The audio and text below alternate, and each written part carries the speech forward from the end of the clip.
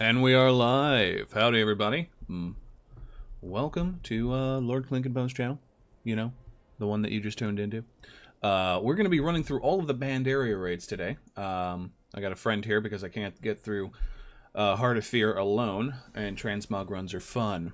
So, I'm going to be talking a lot about the lore of the Pandaria raids, and I'm doing this mostly for two reasons. Firstly, because I absolutely love every single one of these raids, and secondly, because a lot of these raids have to do with the Zandalari and what they're doing today.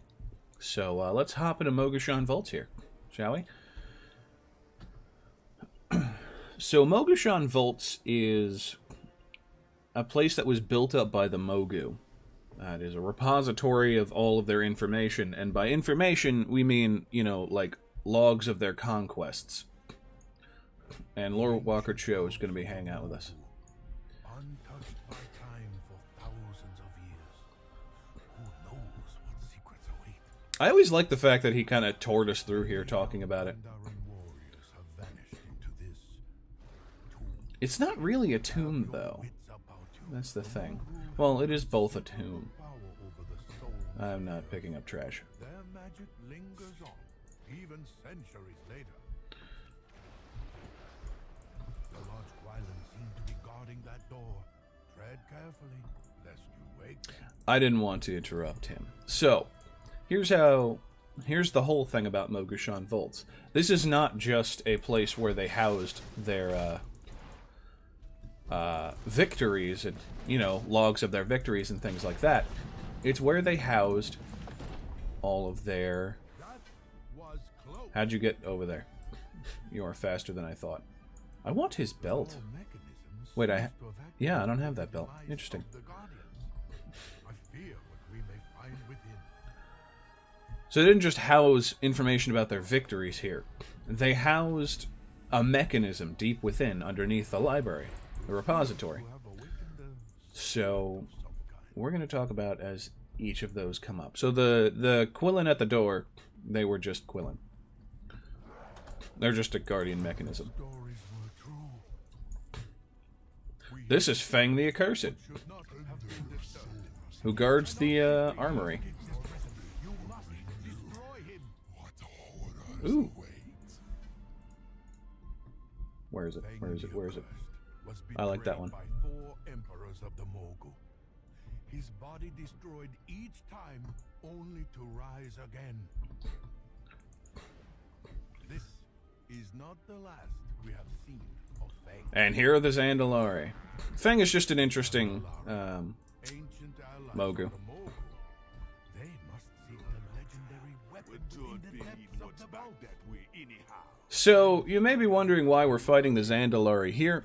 Hi, Amber's Corn. A weapon of unimaginable I'm working on that right now, actually. Just released Hearthstone lore yesterday, and behind and investigate this. got a Crusader video I think I'll be able to get out tomorrow. For Diablo, that is. I'm going to rely on my ranged friend here. So, the Zandalari here are actually servants of Zul, which we now know is... who we now know is evil. Why they're here is because Zul kept telling King Rastakhan about visions he had of the doom of Zandalar, how it was going to sink into the ocean, and how they needed to reestablish a troll empire someplace else. So King Rastakhan, tired of hearing this garbage, just said, here's part of the fleet, go do whatever you want. And this was one of the expeditions that he did. One of the other expeditions was to Zoldrak.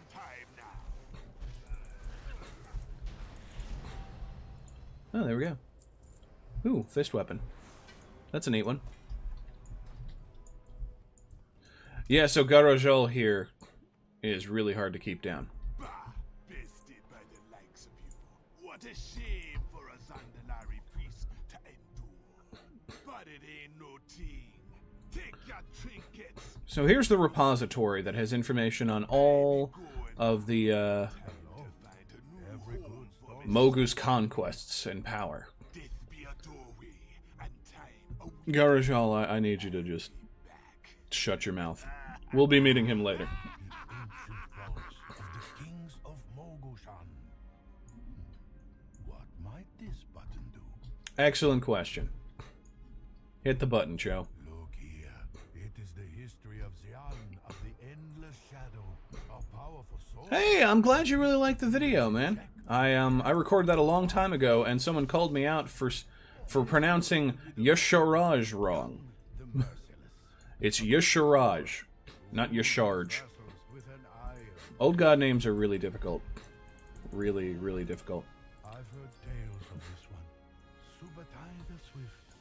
Well known as a master. So, there's actually a little bit of a story here. We're talking about 3 different emperors of the Mogu right now. And kept everything What he's really talking about is the fact that Mogu were a very competitive race. They were originally stone creatures that were inflicted by the curse of flesh by the old gods, and eventually forgot the fact that they were made by the Titans. And over the years, they just... every time an emperor would rise, a new one would just take his place. Like, extremely competitive, always ruthless, sort of very lawful evil. If you're familiar with D&D tropes, they're extremely lawful evil. So, they're very much might makes right.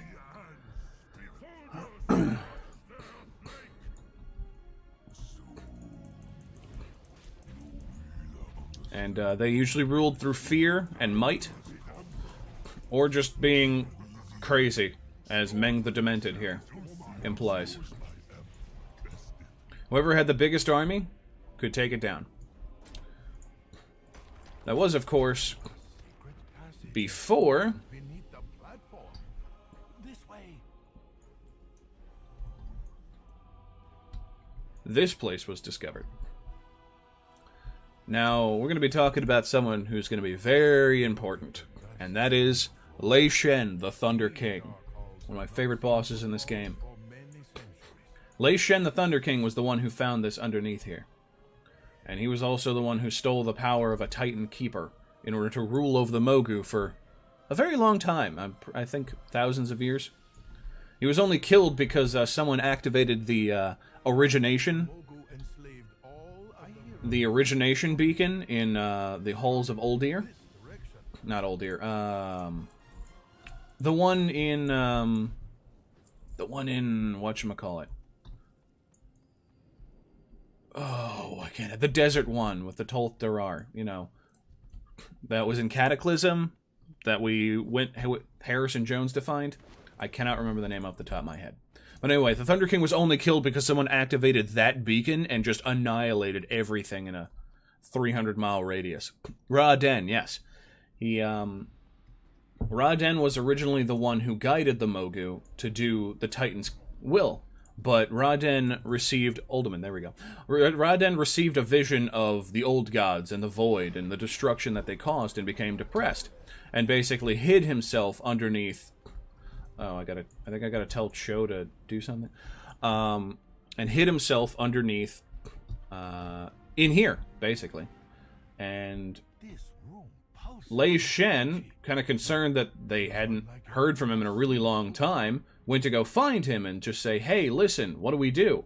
But Ra-Den Never heard tales was of too depressed and basically just despondent.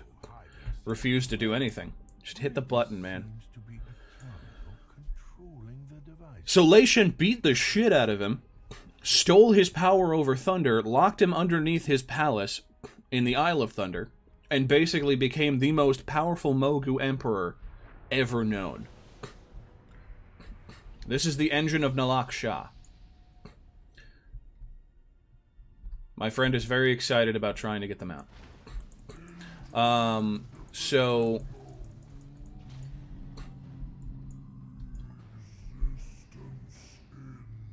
So what this engine does is this creates Mogu. This creates stone Mogu. The machine has been destroyed, and so the Mogu's power weakens. She got it. Congrats. Look familiar, but I cannot place their origin. Also, in case you haven't noticed, I have the Mists of Pandaria soundtrack going on in the background just for fun. Mostly because I didn't want to hear the same song over and over again. Everything clearly. And this soundtrack is rockin'. It would seem the Mogu salvaged and repurposed repurposed ancient Titan technology to advance their empire. Lore Walker Cho is correct.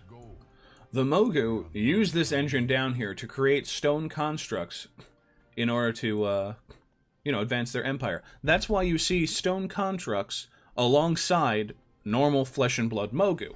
It's because the flesh and blood Mogu, after being inflicted with a curse of flesh, and that was all over, found this and started making more. The Forge of the Endless. This is why Lei Shen had such tremendous armies to take everything over. How did he come in through that door? It's like, I don't understand why Lore Walker Cho is a Scooby-Doo adventure over here. You thought the mount was a trinket? Oh my god. You are so lucky that you got it the next week, because I have never gotten it. I shudder to think of the violence that would erupt from such a machine.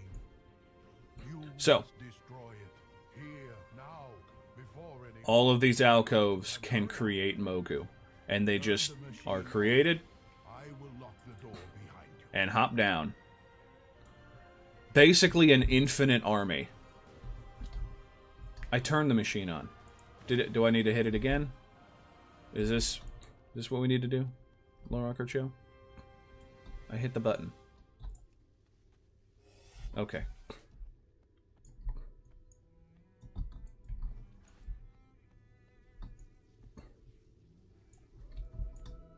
Buddy? Pal?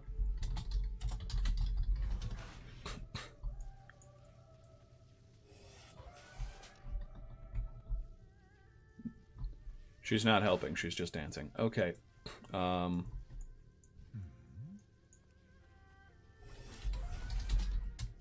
on.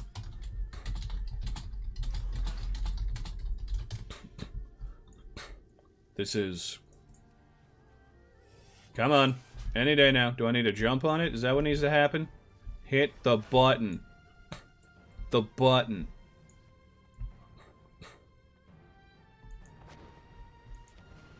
Do I need to walk in a certain place? Is that it? If this final boss fight gets messed up, I'm not gonna be too sad, because it's... Well, that's not true. It's a very interesting fight in terms of mechanics. I really liked it back in the day when I main tanked it, but in terms of lore, it's not that interesting. It is literally just an engine to create stone Mogu. Alright, seems like it's busted.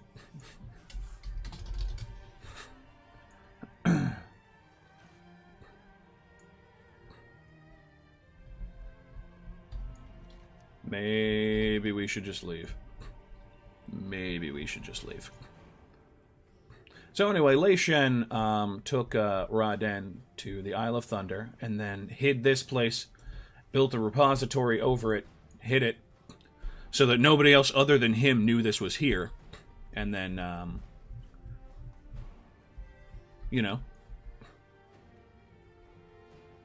created an infinite army to do stuff with.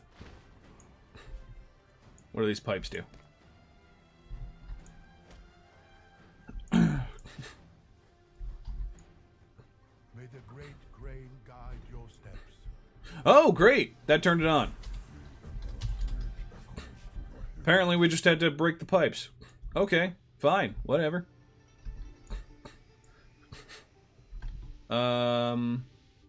Alright, we're just taking damage. That's fine. The Emperor's strength grips this land with fists of iron. They're flesh and blood Mogu. Does it create flesh and blood Mogu? That may mean that it's corrupted by the old gods. Hold on, let me take a better look.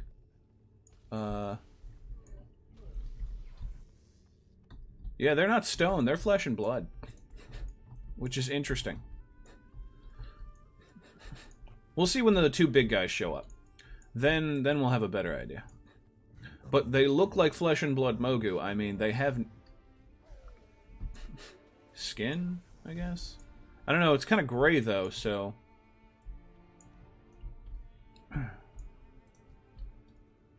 Yeah. Well, either way, the Mogu used this to create infinite armies to conquer Pandaria with. And the only reason that the Pandaren run this continent now is because the Thunder King died, and afterwards there was a massive power struggle that basically meant that the Emperor of the Mogu changed hands every couple of years. It was Titanic constructs. Okay, these guys are in fact constructs. And there we go, Will of the Emperor. So, okay, they are stone. How many of these machines are hidden beneath the earth? How much do we not know about the dark secrets So, after that point, the Mogu's power decreased that are completely. our ancient enemies is still far from over? Just tanked, because none of the Mogu emperors knew about that place. They had no way to keep creating these endless armies. We're going to Heart of Fear next.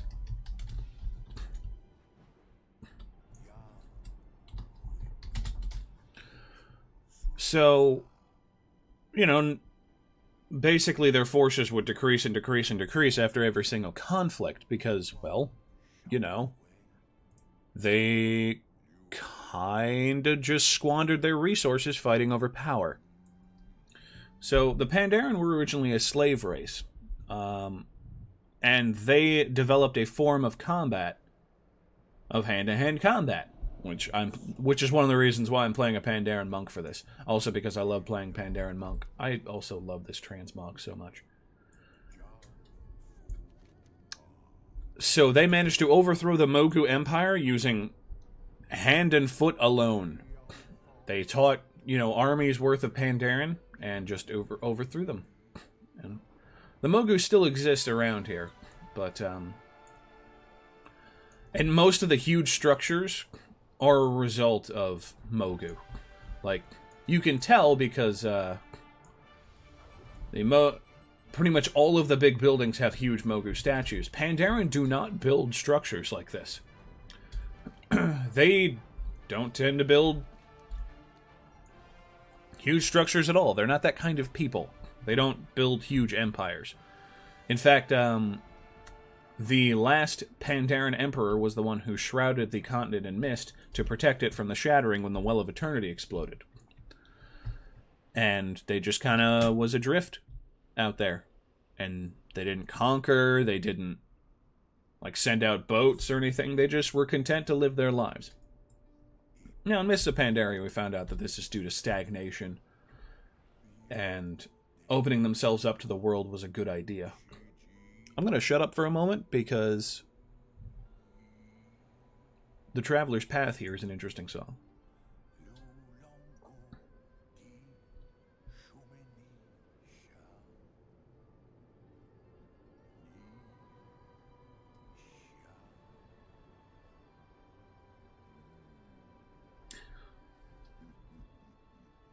So the guy singing here is the voice actor for Lord Walker Cho, who's also the voice actor for Winnie the Pooh. Emperor Terrace. Terrace is actually the leader of the Shadow Pan. It's Emperor Xiao Hao. That's it. Emperor Xiao Hao is the dude. And Pandaren Monk is one of my favorite ones. My other one is just Orc Warrior because it's just so iconic. Anyway. The voice actor for Lord Walker Cho, word on the street is that he improvised this song over the music. Because Pandaren don't have a language in-game. Like, their language is om nom nom nom nom nom nom. Which is unfortunate. I don't really know why they didn't change that, but maybe that's just the role player in me and the lore person in me. So one of the lessons of Mists of Pandaria is that they had stagnated and needed to experience new things in order to grow as a people. They may have been happy and content, but they built nothing. They achieved nothing. They kept everything exactly the same for thousands of years. Anyway, so this is Heart of Fear, one of my favorite visually designed raids. Because in a fantasy game, you get a lot of castles and crap. This is entirely built out of amber, and it's just stained glass. It's beautiful. And the Klaxi are such an interesting race. They are a race of the old gods. They were... I can fight him now. They were servants of Yasharaj. And as a result... well, Yasharaj is dead. Let's just start with that. Yasharaj is dead. They buried his heart underneath Pandaria.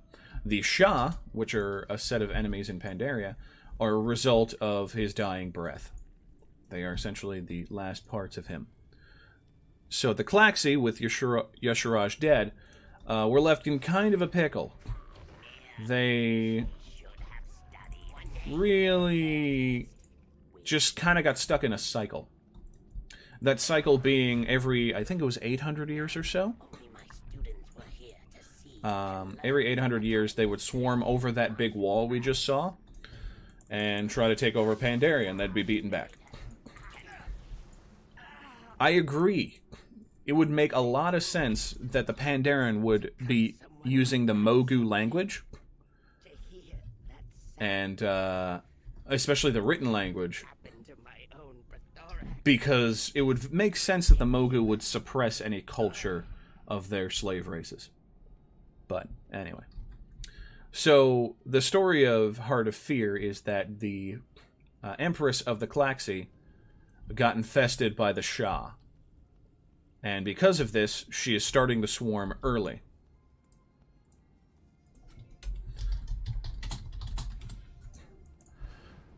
And thus the council, who once advised the queen, got kicked out and formed a faction.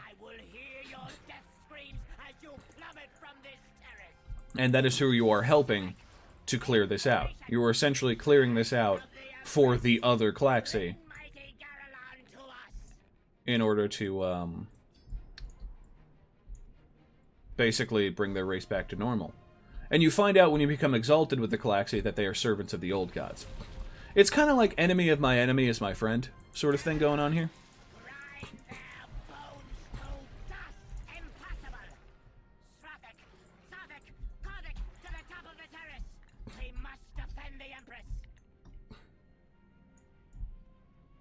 I just want to leave.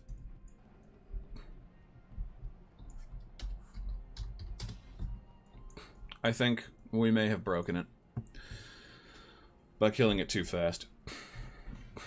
I'm going to give it a hot second and keep talking. So, the Mantid, I'm sorry, I've been calling them the Klaxi. The Mantid is the name of the race. The Klaxi is the name of the council that advises the Empress. So, the Mantid swarm on a regular basis, but the queen made them do it early before they were prepared because she was infested by the Shah.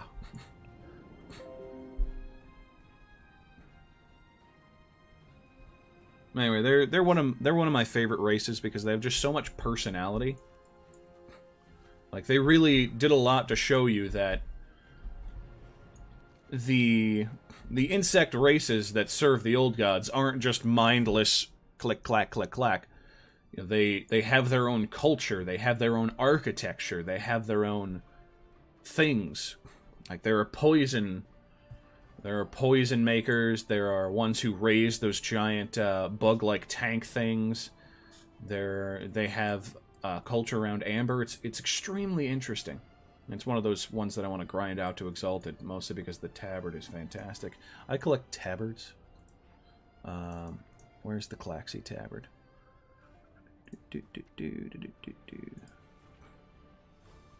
Golden Lotus. Klaxi, there it is. I like it a lot. Green and gold. I'm also looking at getting the August Celestial's Tabard. Basically, next time walking, I am getting an absolute ton of those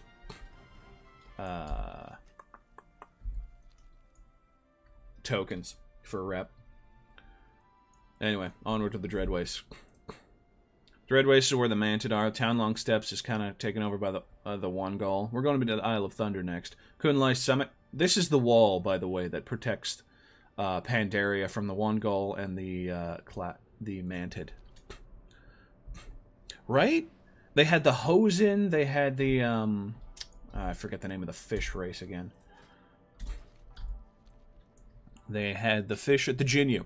They had the Jinyu, the Mantid, the One Gall, and every single one of them had a culture. They had architecture. They had characters that really popped. And Battle for Azeroth, I feel like is missing a little bit of that. Not necessarily in the sense of they don't have amazing characters, but, you know, Terrace is another human faction, and I know we've been waiting for Terrace for a very, very long time. I'm going to reset the instances just to make sure. We've been waiting on Terrace for a very long time, and they have such an excellent city. I love the city of Borealis, but, you know, they're just another human faction at the end of the day. Wait, is there a staircase we can go? Oh, I didn't realize there was a shortcut. Neat.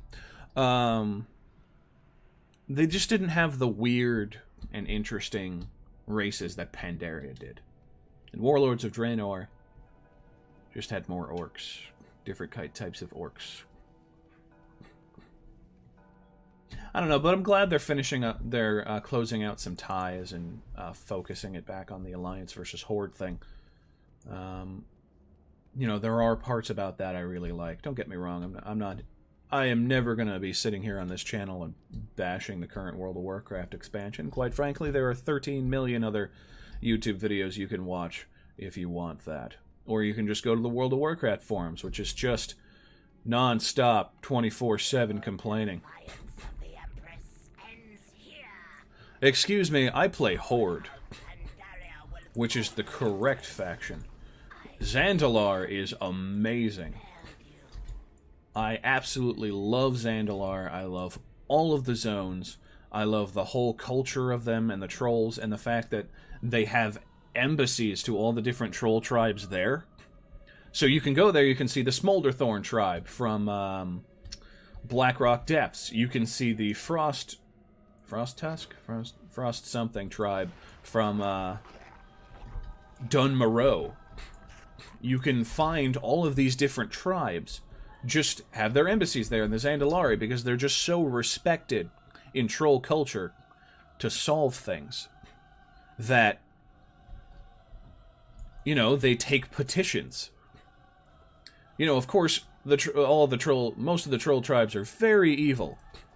So, you know, they would gladly take betray them and take the Zandalari's place at any time.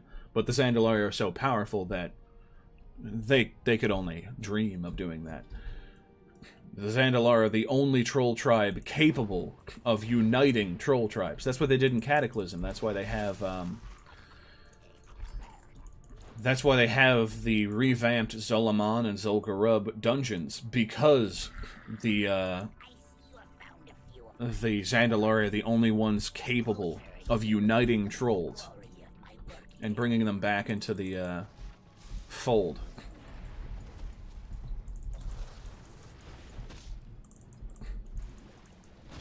That's why the Zandalari are so interesting to me. They're just like what the trolls were destined to be, I guess. Were originally. I think we need to kill this Amber monstrosity. Really hope.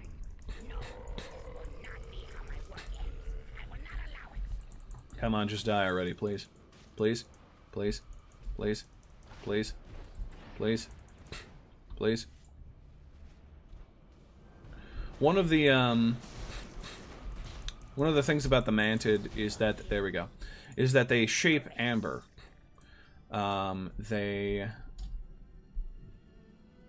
put their hero... When a hero manifests themselves in Mantid culture, they store them in amber for times of strife in which they need them.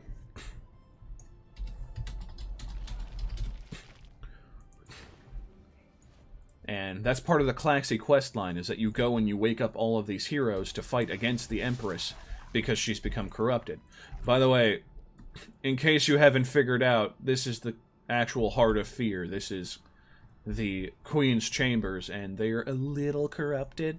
A teensy bit corrupted. Just the smallest bit corrupted. Like you do. Grand Empress Shexir. Ooh. I really like that.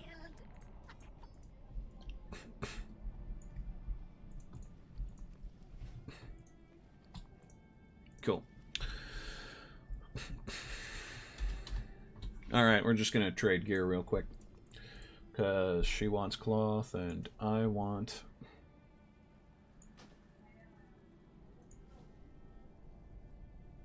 I already have that one. Already got that one.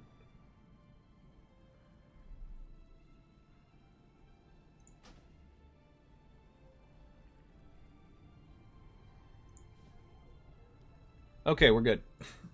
Great. So next up, we are going to be going to the Terrace of the Endless Springs. So the Shah of Fear is the one who corrupted Grand Empress Shexir, and that's who we're going to fight next.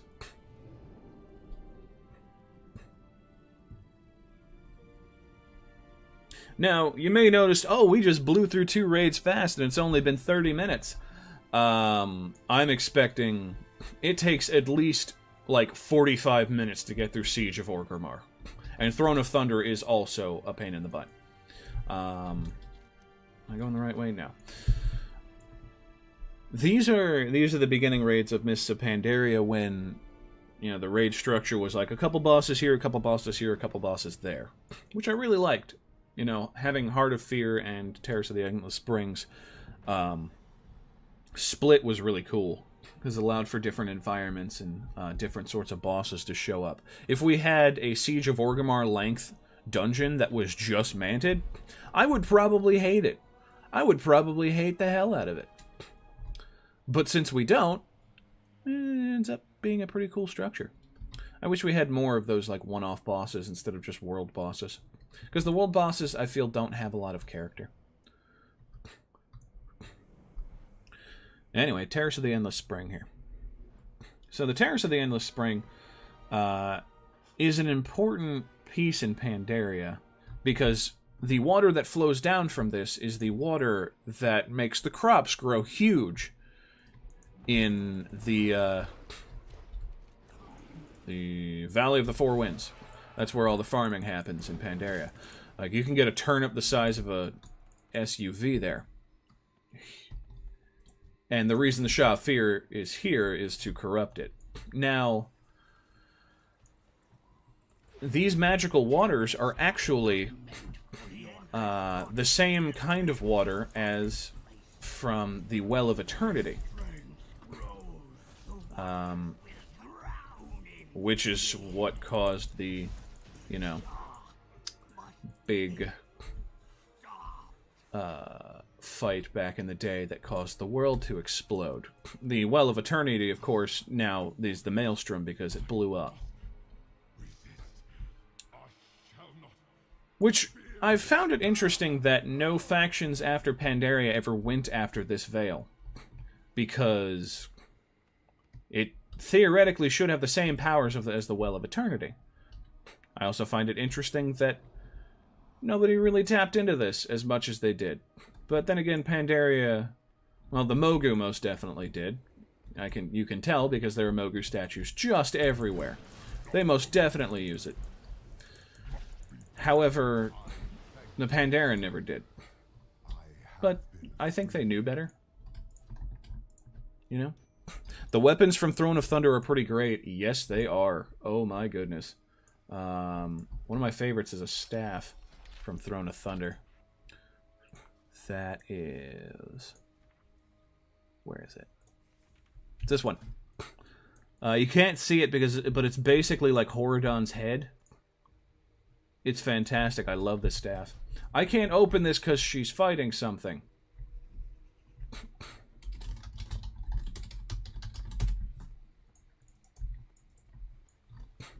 Okay, alright.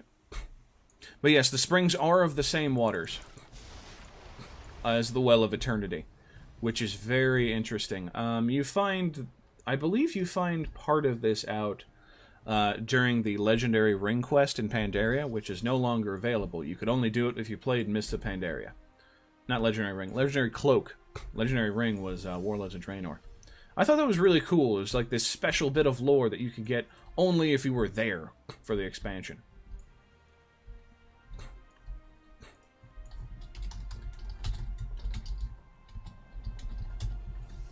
There we go. Alright. Lei Shen is is an elemental made from the waters. Okay, I'm gonna loot this now. I'm gonna loot the thing. It was a trinket. The rare weapons, Mogu maces, Mogu spears, and awkward floating fist weapons. I love awkward floating fist weapons. I should check that out, because that's where we're going next. Mists of Pandaria. Throne of Thunder. Loot.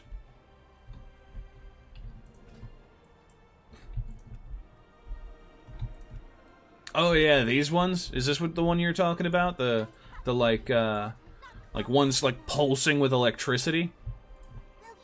Because these are really cool. I have this one.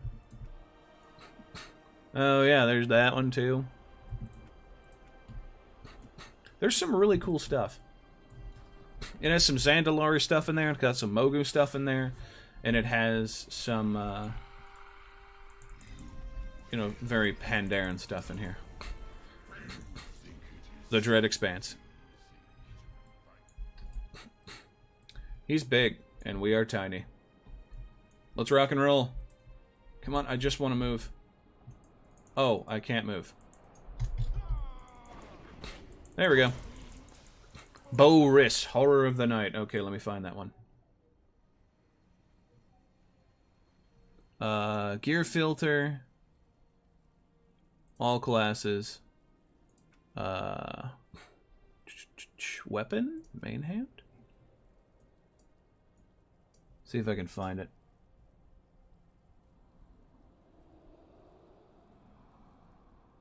No, I can't find it. Offhand?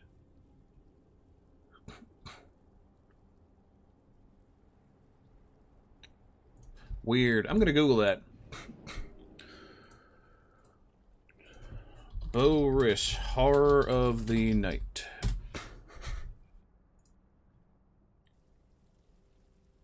Oh, it's a polearm. And oh, that is fancy.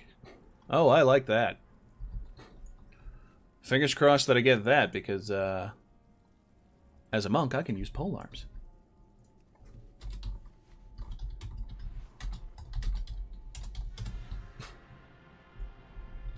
It's tater tot time.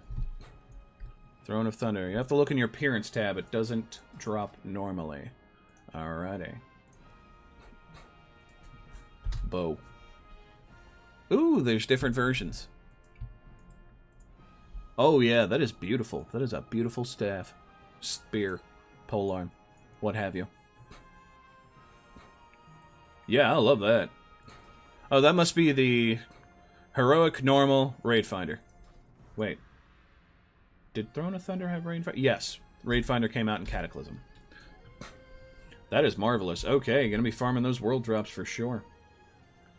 The big wall is named the Serpent's Spine. The Mogu were actually the first ones to put together the wall and the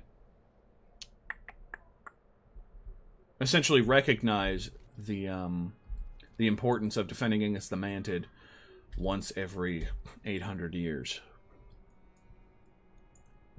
They were like clockwork, by the way. Like, for thousands and thousands and thousands of years, the Mantid swarmed every 800 years. It's just that's what they did. They are very lawful evil. And that's why I appreciated the Klaxi being faction in this. Because, one, it's very much enemy of my enemy is my friend.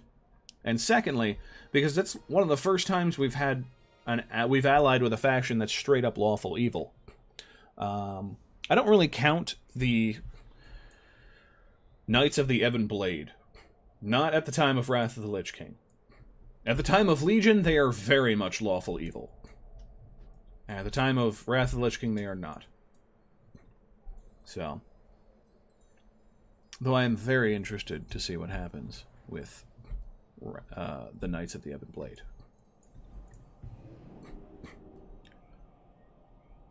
Let's rock and roll, shall we? Throne of Thunder is my favorite raid. Just hands down. My favorite raid of all time. Lei Shen is my favorite boss of all time. Yes, I place it above Ulduar, which would get me just yelled at by a majority of World of Warcraft fans, but I do not care. I just don't. Throne of Thunder is my favorite. Fight me.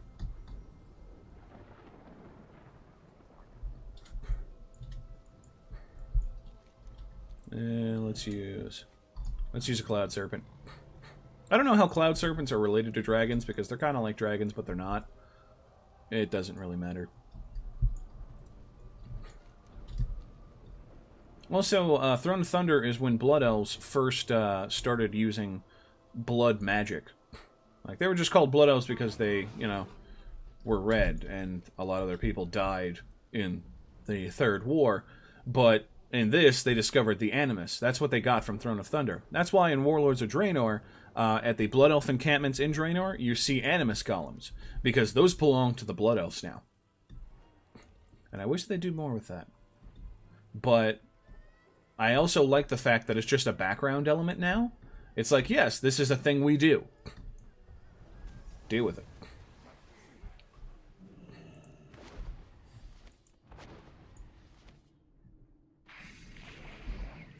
Is the world boss up? No, he's not. Okay, we're just gonna go in.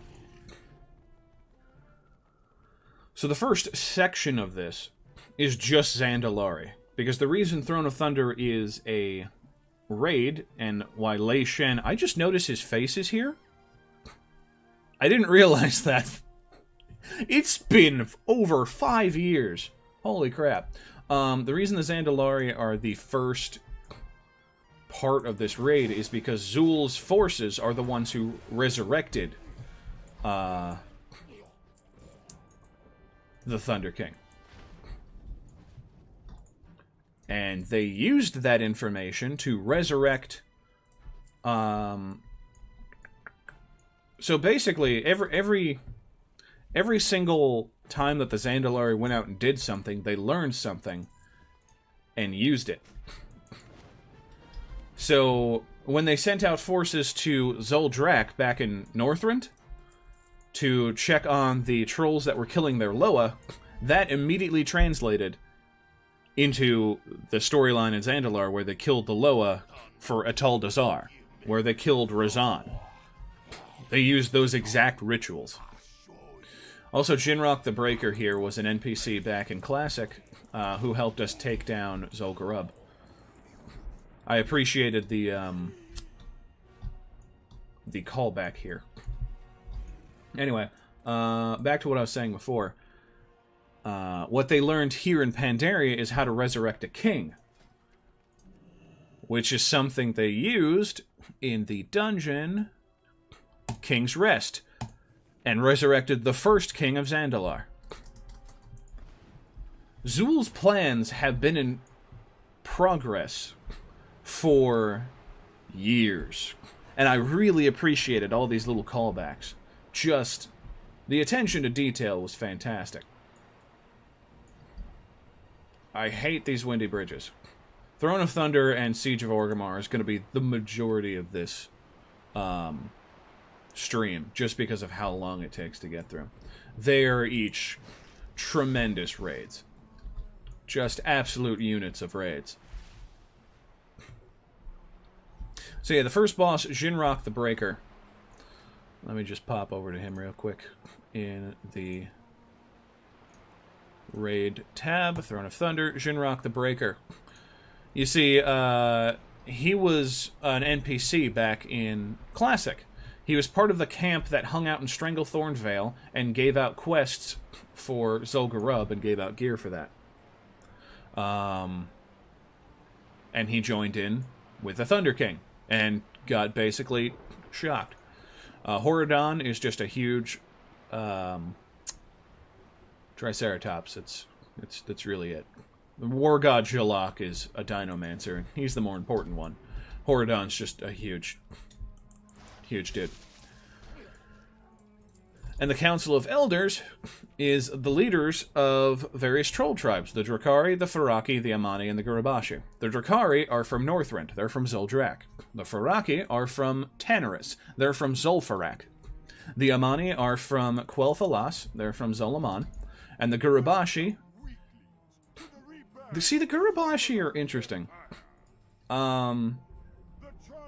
They're jungle trolls. They're from, quote-unquote, Zul'Gurub, hence Gurabashi.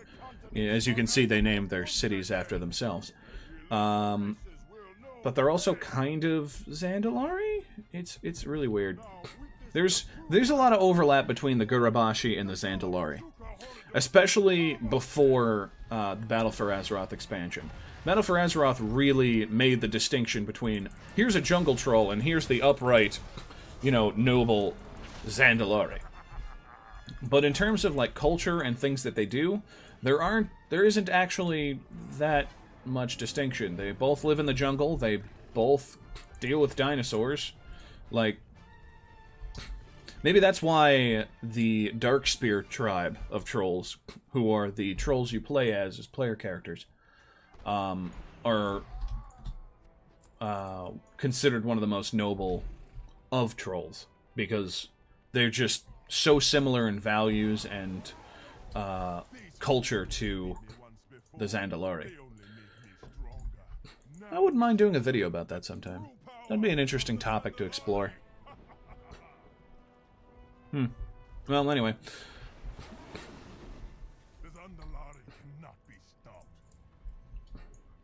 Anyway, so remember when I said we'd be dealing with Spiritbinder, what's-his-face?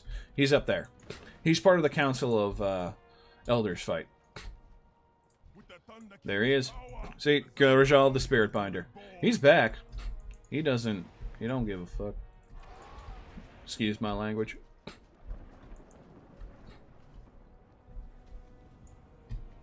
There's a very interesting way to use him again. And would make sense for the character. I know how to bind my spirit, so I know how to make sure that I stay here if you kill me.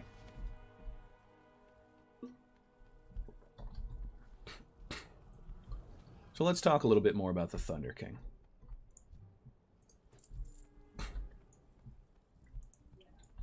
Yes, he is back.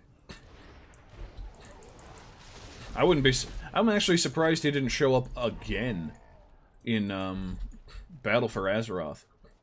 Just simply because he's so persistent and not dying. But anyway, so Lei Shen. Greatest Mogu Emperor ever. Also just awesome looking in general. I'm gonna go this way. Dictator, Conqueror, Empire. These titles of the Thunder King were earned by bringing absolute misery to every race of Pandaria. He is evil. Make no mistake. He is evil. But he was the most effective leader of the Mogu because he knew how they worked. He understood what it took to put the entirety of Pandaria under his heel. So, I don't know, he's just a very interesting figure in Mogu. There we go. In Mogu lore. He was only killed because, as I mentioned, this is in Chronicle 1, by the way. This information's not in game. It's in the Lore Chronicle 1 book. He was only killed because, in order to take out the old god minions that were running rampart, they just, boom, just nuked the area he happened to be fighting in. I can't actually skip this cutscene. Even though it gives you the option to, you can't actually skip it. It's really weird. You have swept the filth of my doorstep. Perhaps you are worthy of my attention. But Zul's plans have plans after plans after plans on them. Resurrecting the Thunder King was an attempt to, you know, ally themselves with the Mogu and take over, but at the same time, Zul is a prophet. Zul can see the future. He knew the Thunder King would be beaten, but he also knew that that alliance with the Mogu would eventually allow for an excellent distraction later on, during Battle for Azeroth, that would make King Rastakhan think, oh, these Mogu are just out of control. No. This is... I just got a whole bunch of back guano. This is just a ploy to stab you. Tortos is my favorite boss. Not because of lore, but because he sends out turtle shells, and you get to kick them back at him. I just thought that was a really neat mechanic. Flynn's flickering dagger. That's got eyeballs on it. That's creepy. It's over here. Oh, right, the next area. I'm a moron. So this next boss I absolutely despise. It's Meg. It's just a bunch of friggin' snakeheads. That takes forever to beat. For no reason. It was basically a DPS and a heal check back in the day. And mechanically I understand why those exist. I don't like them. I just don't like them. I do appreciated the fact that the beast was bound by 3 Mogu spirits attached to bells. I thought that was neat. Okay. We're looking for those world drops. Give me bow. Give me that staff. I would love it. But I am going to sell all those BOEs later. I have many ways. Whoops. Should not have sold that.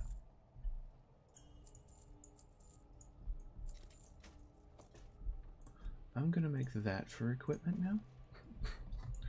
Okay, great. Many farewells. You keep doing that. You keep doing what you're doing. You're doing great. Alright, so... like I said, instead of just having to, you know, walk over here and fight it, you have to ring these bells, which I think had a lot of character. I think that has a lot of... This whole dungeon, this whole raid just has a ton of character, because it's not your standard, oh, this is just a big castle that the big bad lives in. It's got so many different areas that harken back to his past and what he does and that sort of thing. Like, he built it upon, essentially, a swamp island, so underneath is full of fungus and these weird creatures and such. And then as you work your way up through the sewers of that dungeon, of that castle, and then into the dungeons, and then into the main hall, you know, it works its way up. It's what's the best way to put it? It's a raid that tells a story through the environment. And that is something I really like. Like, you can imagine what goes on here, just based on what you see, what you experience. And Old War was very much the same. Like, it was a Titan facility, but it was the Titan facility. It had different rooms, different environments that expressed the personality of the ones that ruled over those environments. Instead of just being a loose collection of... You know what? As a good example, my least favorite raid is the Firelands. Now, mind you, the bosses were neat, so I have no problem in terms of raid design, but in terms of environmental design and lore, it's like everything's on fire. That is it. That's the dungeon. Everything's on fire. And to think that they were planning on making a raid down in Vashir about the water elementals, it's just everything's in the water now. That's it. It's just everything's in the water. That's how this works. And I hated it. I just hate it. Because there's no variety. There's no story to be told here. It's just, we're on the plane of elemental fire, and we're going to fight fire elementals. That's it. Game over. This boss takes forever. Can't stand it. This is it. This is the boss. They go down to 0, and once their rage is over, then they can actually die, and then new heads show up. There we go.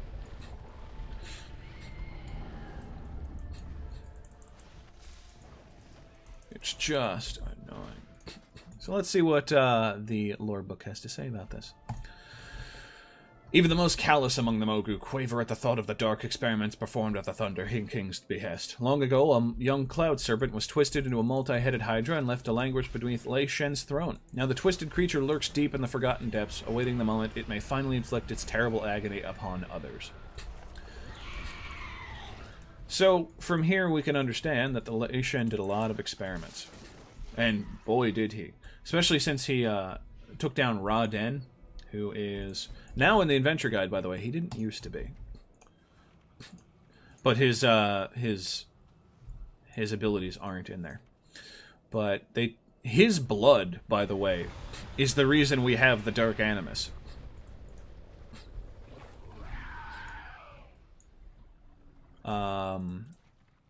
And his powers are the reason why Lei Shen has control over thunder.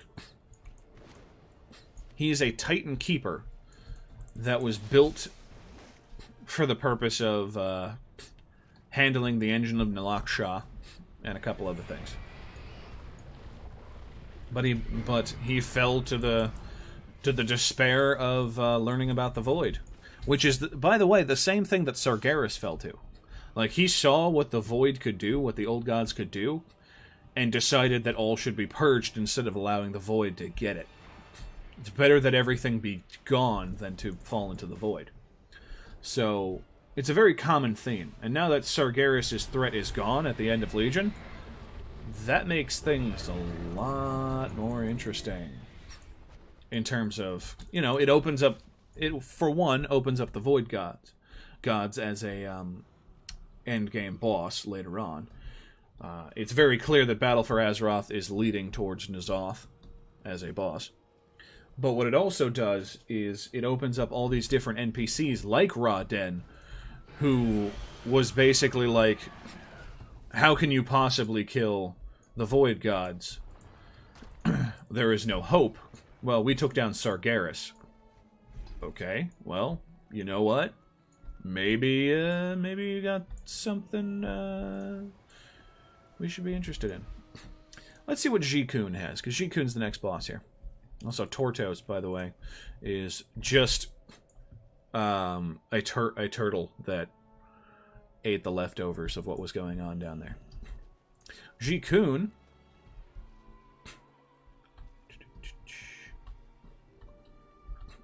Oh, hey. Mogu Flesh Shapers discarded their failed creations in the abyssal shaft beneath Lei Shen's keep. The reek of decay lured many scavengers, including the great Ji-Kun. Basically, it's just a vulture who came down here to feed on the leftovers and became more powerful because of it. It's a very interesting... That's the wrong way. You're going the wrong way. I don't know why you're going that way. Oh, there's a worm. Became more powerful because of it.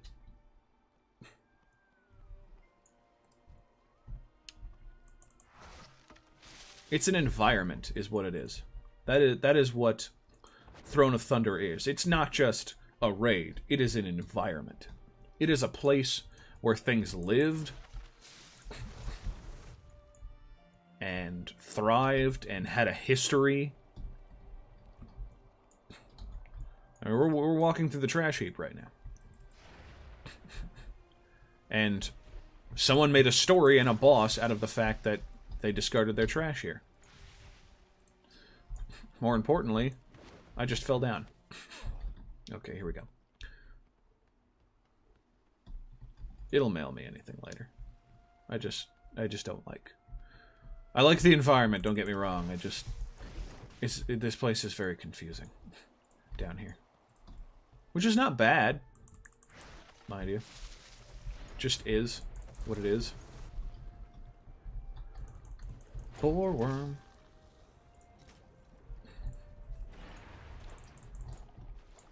I'm going to be selling all these BOAs later.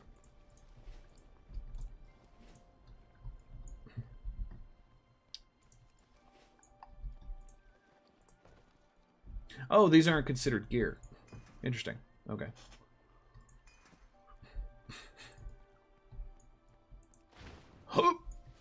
It just lets us jump. I find that fun.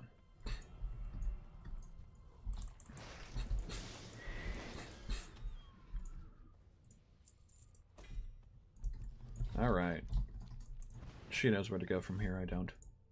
I can never remember where to go. Is it this way? I think it's this way. I appreciate that the flying is just running. I think that's obnoxious.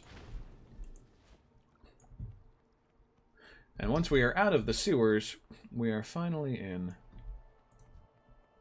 the Watcher's Sanctum.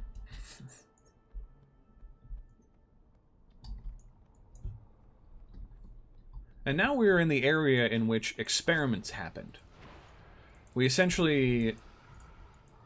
Where creatures were trapped so that the Lei Shen could learn of their power. Because Lei Shen was not a idle conqueror. He was not an idle leader. He didn't just like, oh, I conquered everything, I'm going to sit on my throne and do whatever. No. He was constantly figuring out different ways to expand his power, his reach. I found it very interesting that the areas in here expounded upon what he did in life.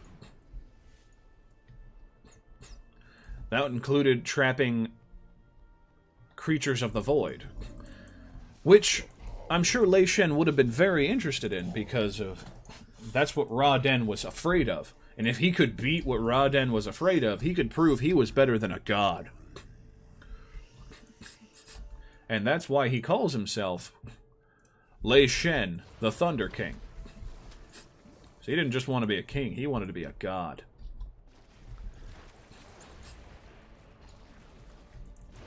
Because, you know, he beat up one. To the mortal races, the Titans, the Titan Watchers are essentially gods.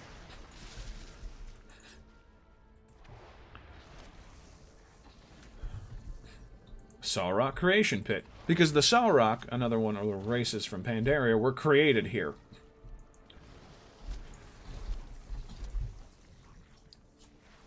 Lei Shen learned of the craft of flesh shaping, which is a kind of necromancy. But it's also kind of related to Titanic powers, because that's kind of what they did. It's also related to Void powers, because the Titans created, you know, stone constructs to help them.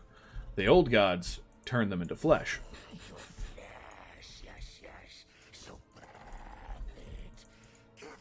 So Primordius here. Deep within the bowels of Lei Shen's island citadel, Mogu flesh shapers form the Sawrock out of a magical substance of unknown origin. That magical substance is the blood of Ra-Den. When the citadel is abandoned, some experiments languished in the dark pools for far too long. Ooh, Darkwood's Spirit Staff. It's a nice staff. By the way, that right there is what leads into Ra-Den's chamber.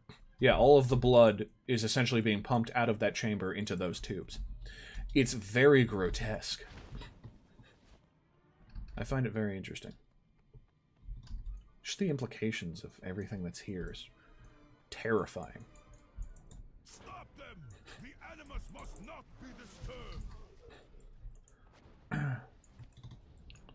They always tell me not to pull everything in this room at the same time, even as a level 120, but screw it. Let's do it. Unleashed.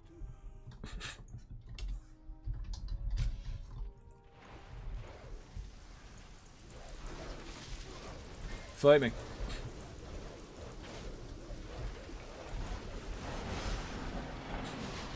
All right.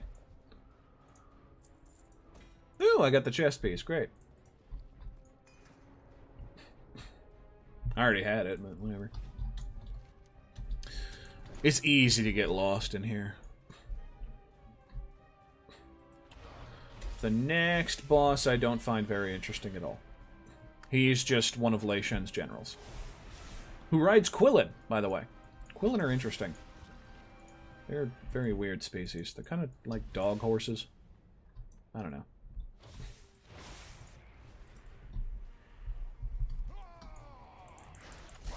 I appreciate the fact they had unique Sorok in here that represent the fact that they're so close to the spawning pits. Like, they're all red and they explode with the red blood. Flesh Rock, the Diseased.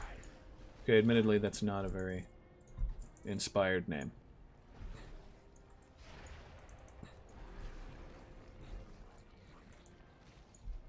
I also appreciate the fact that he put his face on everything. Spoilers of the Thunder King, I think it's just gems, right? And gold? Yeah. It's like a bonus roll. That's why they called the Shah of Anger that hangs out in Kunlai Summit the Shah of 28 gold. Because 9 times out of 10, that's what you got. 28 gold.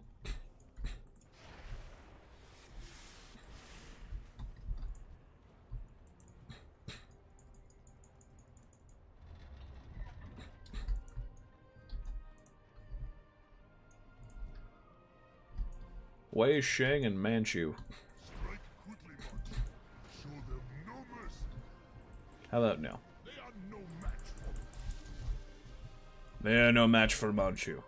Well, Manchu, I'm sorry, but you actually died years ago. Rorschach, Domred, and Quetzal. Grant me wings of flame. How about just die? There we go. Iron Quan. Let's see what it says about him. Legends speak of the brutality of Quan and his Quillen champions. The fearless Mogu commander was dubbed Iron Quan by the Thunder King for his relenting resolve to claim victory after victory for the Empire regardless of the cost. Dark Animus, though, is interesting. During his reign, Lei Shen labored to build a mechanical servant that would defend his citadel without fear. When his first attempt failed, rage took hold of the Thunder King. He poured his negative emotion into his next and most successful creation, the Dark Animus. To this day, the ornate construct serves its duty, empowered by the mysterious substance at the heart of all Mogu flesh-shaping substances. Once again, that substance is Ra-Den's blood. Which I find interesting now that I think about it, because Ra-Den should be a stone creature, right? He's made of stone. Why does he bleed? Is it because he's partially infected by the curse of flesh? Is it because that's how the Titans make things? More kindling for the flame. Come within, let us burn. I find that interesting, now that I think about it. I've never actually explored that. Because we haven't really run into any other instances of this happening.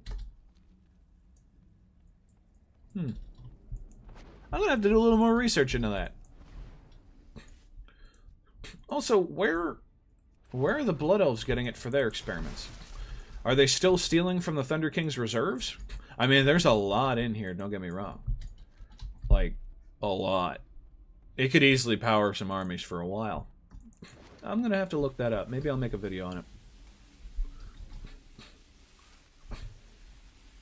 Yeah. Thunder King, Thunder King. You have earned my ire. I will make an example of you, such that all who look upon my might will tremble and submit. And we're going. I really like this sanctum. And I really like one of the phases of the fight. I'll point it out. Here we go. Like, he has this control panel where he just funnels his energy into these, like, I don't know, conduits to power the facility. I find that to be really friggin' cool. Alright, so there's going to be a lot of these things, and it's going to get really crowded here in a hot second.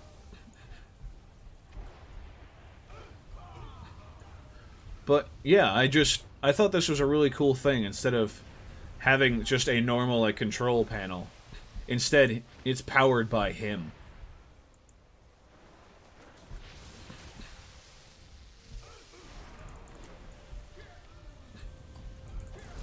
Like, of course, he would be so, not only not trust anybody else, but he would be so vain as to make it so that the facility could not run without him. I already have that one, but that's a neat model. And this is the cinematic that shows you that the secret boss, Ra-Den, is unleashed. So the fun thing about when Ra-Den was released was that, one, none of his abilities were known, and two, you only had 30 attempts on him a week. Like, he would despawn after 30 attempts, and you would have to figure it out later. Next week.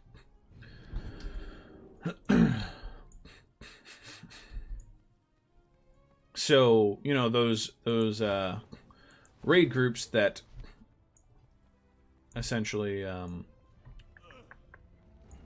you know, did hundreds of pulls a week before they started, just to practice, couldn't do that. No, you had to do it. I'm gonna let him talk. In silence, pierced only by the shrieks of the tormented. My dreams a waking nightmare. I see the naive hope in your eyes. You think you are my saviors? Wring that mocking pity from your hearts and focus it inwards, for you shall soon know my agony. Let's do this. This twisted world is beyond redemption, beyond the reach of deluded heroes. The only answer to corruption is destruction, and that begins now. He's basically has the mindset of Sargeras Jr. He's just been through a lot more shit than Sargeras. I shall not rest until this. You still think victory possible? And the fun thing about it is, he Not your enemy. doesn't die at the end of this fight. Powerful than he was even. But nobody knows where he is now. Perhaps there is still hope. He disappears after this fight. Chasm of darkness beneath. Nowhere to be found. Endless. All-consuming. But he has seen the void, and he is terrified of it. And this is not the appropriate music for this. Oh, jeez. Alright, let me see if I have any tier pieces for them.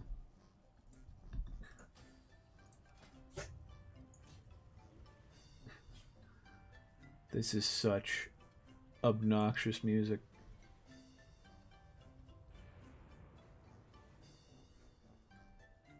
Oh dear. In case you don't know what this music is, this is the music for the Pandaren taverns. which can and will get stuck in your head forever.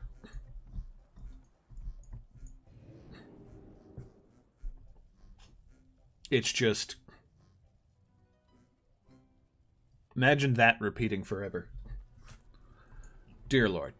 Just awful. Okay, we're going to sell some stuff, and then we're off to Siege.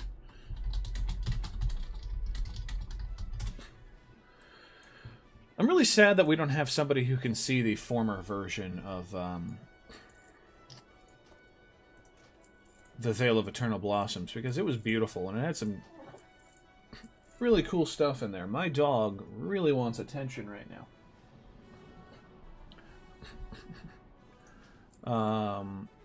So I have to pet that dog while I'm selling things.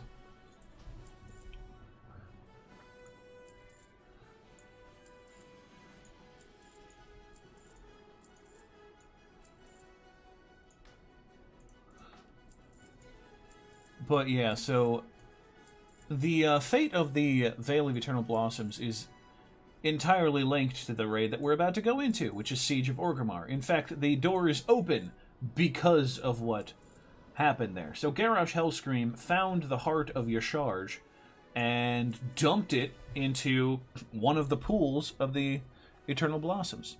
You know, the magical waters that we saw in the springs. And it revived the heart and its power. Not the old god in its entirety, but just the heart. And gave him the power to start a conquest. And that is when the... whatchamacallit?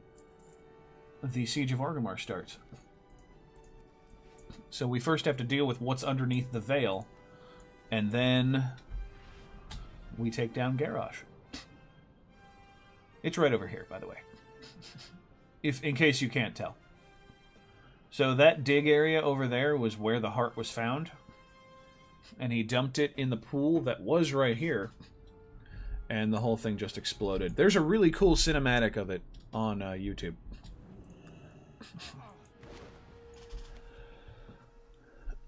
There's a fight sequence between Garrosh and Terrace.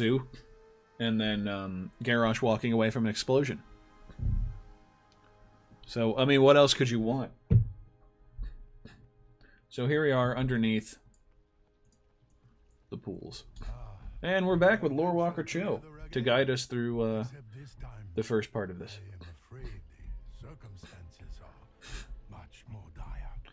And there's my friend. Perfect.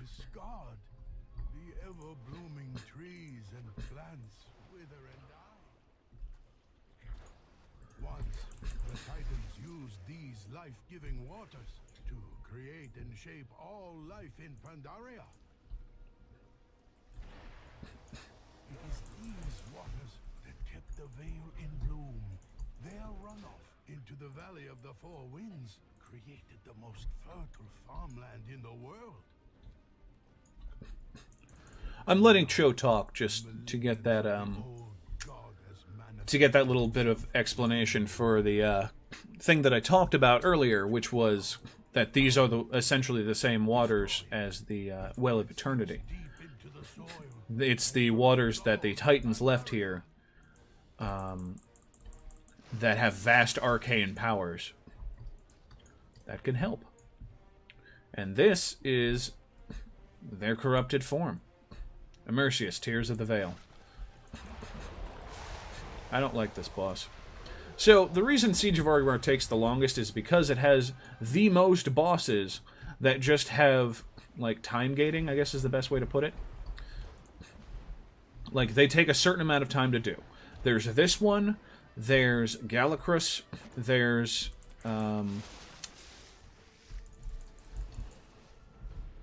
Spoils of Pandaria. Yeah.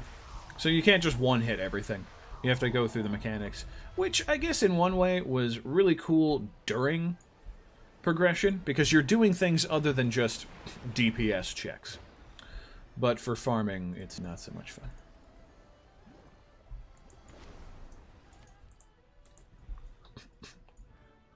Luckily, with a partner, you can take this down much quicker than when soloing. Also, it's really hard to do Galacrus on Heroic with one person, because they spawn extra mobs to prevent progression. Also, it's impossible to do Heart of Fear solo, because one of the bosses will trap you in Amber, and then that's just it. You're just there. You live there now. You live in Heart of Fear. I was once there for like 5 full minutes, just waiting for the boss to kill me so that I could leave. It's obnoxious. Ooh. Oh, you have done it. The waters are pure once more. Alright, let's rock and roll. Feel their life-giving energies flow through you. It will take much time for the veil to fade, but you have given us. So yes, that was essentially the chamber where the water flowed from the Terrace of the Endless Spring to the Valley of the Four Winds.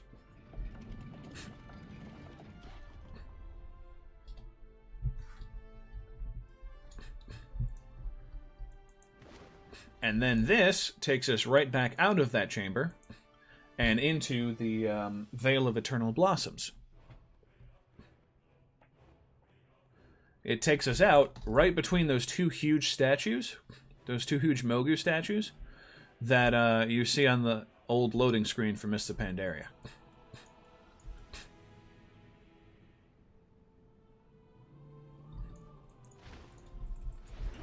And these guys were old daily quest givers for the Golden Lotus, which was the which is the faction for the people who live in the Vale of Eternal Blossoms. See, that's where we over there is where we entered originally. Bull words.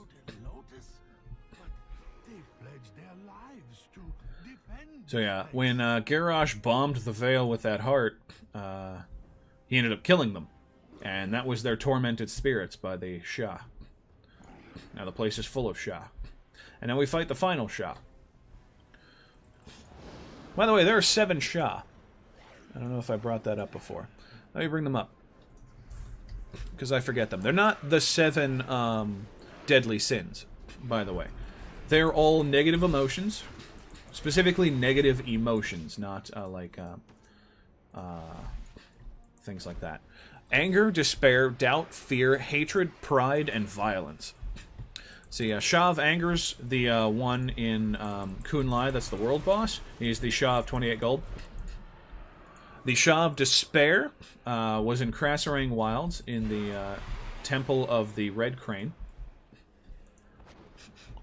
The Shah of Doubt is the last boss of the Temple of the Jade Serpent dungeon. The Shah of Fear was the one that we killed at the Terrace of the Endless Springs earlier in the stream. The Shah of Hatred is in Townlong Steps as a part of the Shadowpan quests there. The Shah of Violence is the middling boss of the Shadowpan Monastery dungeon. And the one behind that door right there is the Shah of Pride. I really like this song. This is... Ooh. This is Heart of Pandaria. We're back to the beginning of the playlist now. We have to wait for this RP. This is the other Titan Keeper of Pandaria. There were 2. There's Ra-Den, and there's Norushen. Norushen was the guardian of the Heart Chamber, the chamber in which they buried the heart of Yasharaj. Sorry, Yasharaj, before Garrosh came in and just tore it out. Yes, please let us pass. Should you pass this door at this time, you would fail. You, all of you, are corrupted with the insidious plague known as pride. You stand tall and proud atop your accomplishments. Well, yes. This will be I have so many tabards. Have you not seen my tabards? wish to defeat the corruption. You will first I will not purify my tabard collection. I love my tabard collection. Also, I really like this transmod. face That's the Tablet of the Cloud Serpents. And these shoulders are from Taurus. Oh my god, it got loud.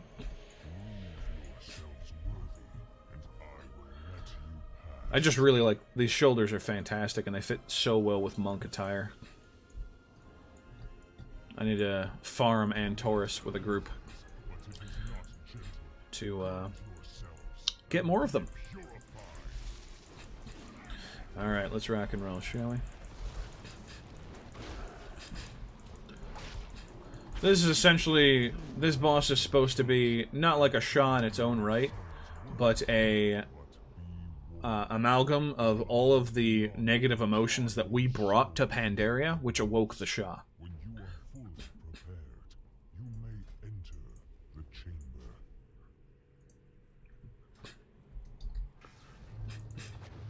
This is the Vault of Yasharaj. This is where Yasharaj. I need to start practicing that. I'm not going to make this be another Baal incident. So, let's rock and roll, shall we? The corruption is amplifying. The fragments must be purged before it becomes too great. I really like the coloring of this shot because all the other ones are black or like a really deep purple. This one's a deep blue, which I thought was a really good color. Also, this is where Terran Zoo ended up after his fight with Garrosh. And that's Gorhal. Garrosh left his weapon here.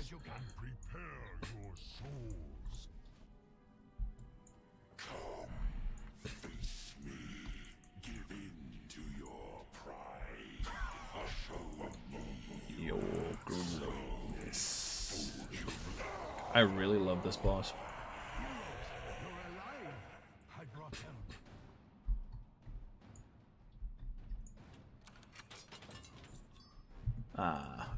I have this one, but I think it's such a cool model. I am not surprised.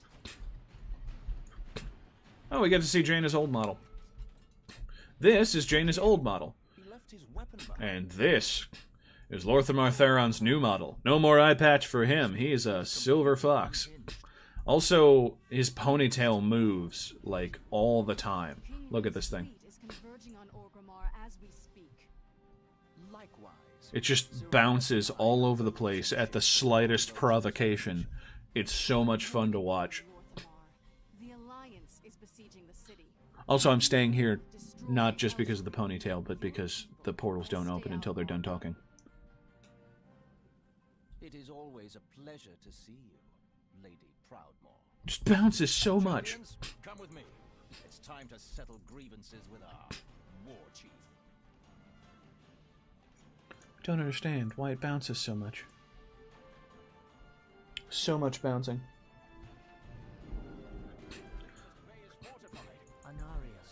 We're getting slaughtered. I want to talk about Sylvanas a little bit. Because a lot of people are surprised or upset that she's evil in Battle for Azeroth.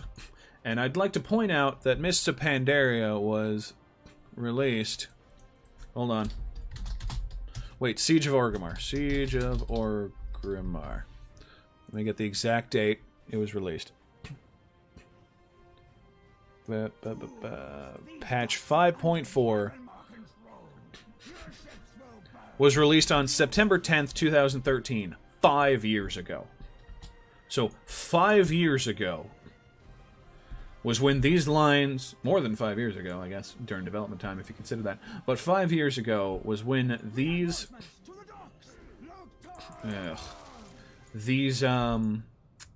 lines were written for Sylvanas, that we're going to hear in a second. So if anyone has a complaint that, oh, Sylvanas is suddenly, like, stupidly evil, like, she's always been that way. She's never not been that way. I don't understand the complaint. I really don't. And they seem to be you know, segueing it into a greater evil. Like, one of the quest lines that were just released for 8.1 was working with Vol'jin's spirit to find out who told him to appoint Sylvanas war chief. Because this seems, you know, to Bane, Bloodhoof, like a really bad idea. You know? It's like, why would we do this? But Vol'jin doesn't remember. So that's a thing. My prediction about the next expansion is that it's going to be a expansion in the Shadowlands, very death-focused. And we're going to be going back to some of the themes found in Wrath of the Lich King. I do not want skewered peanut chicken.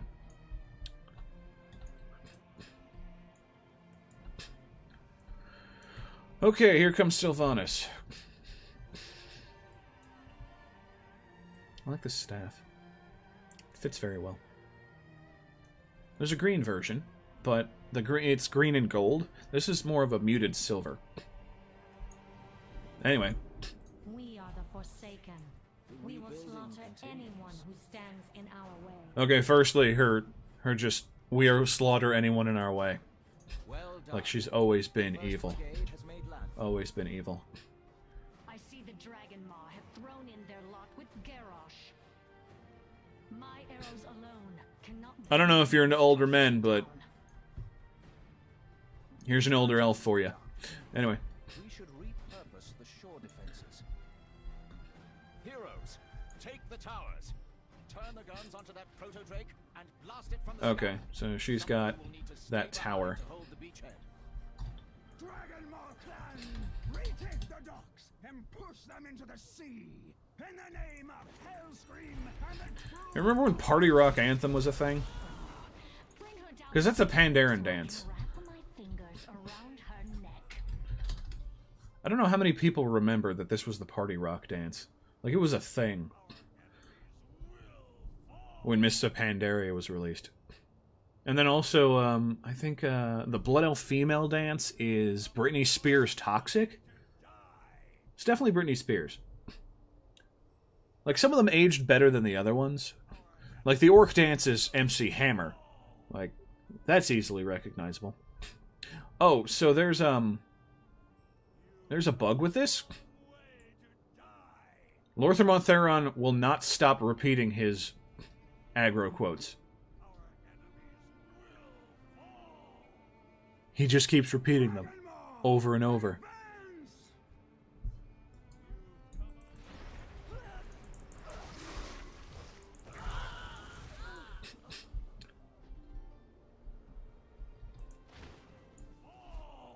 Yeah, it's him. He just keeps repeating it over and over. You've come a long way to die. He won't stop.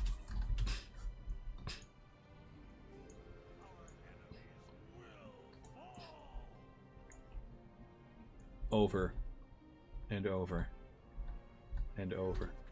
Oh dear Lord, what have I done?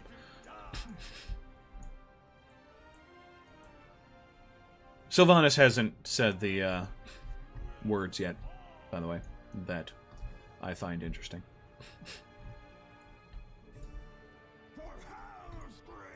Oh, hey, buddy.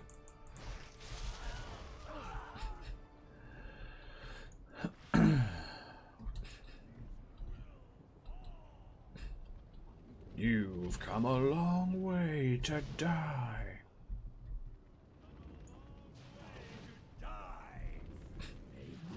It won't stop. We're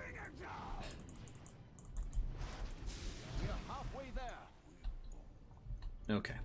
Turn the siege weapons to attack that tower and bury them alive. She seems to be assaulting her own towers.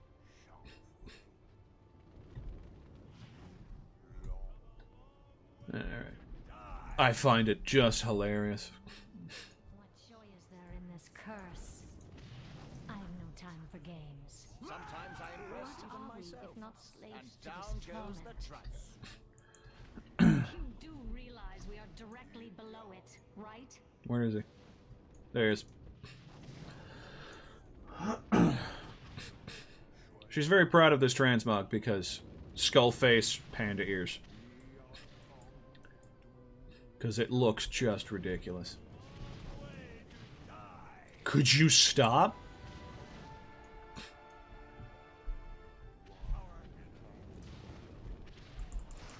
Alright. This guy sometimes drops his mount. I'm guaranteed to never get it. Oh, got another hat. I will never get all of this dust out of my robes. Oh, you're still here? I had kind of hoped you had perished. You would make a very attractive corpse. I will take that as a compliment. We'll hold the docks for now and marshal the forces. Vol'jin should await you at the gates of Orgrimmar. I'm waiting for the lines. If he's not dead. Oh.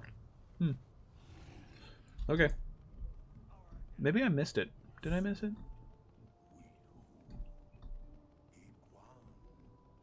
Eh. Well, anyway, she talks about raising the corpses of the Alliance. And she hopes, you know, it's just... She's evil. Guys, she's always been evil. It's just, we put her in charge now. I think, though, to be fair, I think more people are upset over the fact that, A, this seems like another Siege of Orgrimmar sort of situation, and B, she's so obviously evil, why isn't anyone doing anything about it?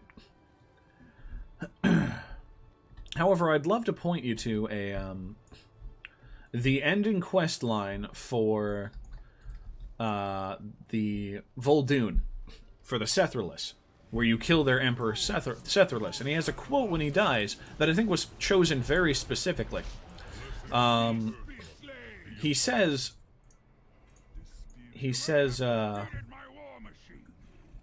that he didn't force anyone to follow him. Our people are conquerors. To which the guy you're allied with says, our people are dead because of you. So I think what they're trying to say is that even though people are willingly following Sylvanas, that doesn't mean what she's doing is a good idea. I always save G first.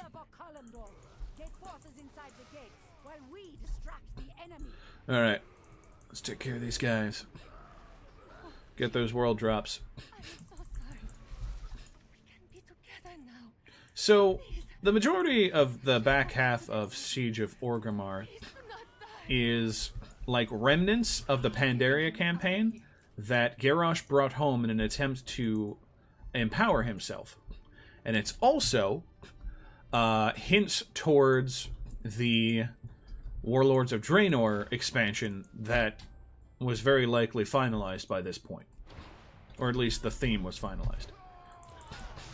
Like, Garrosh is obsessed with a pure orcish horde, which is why every single person here is an orc.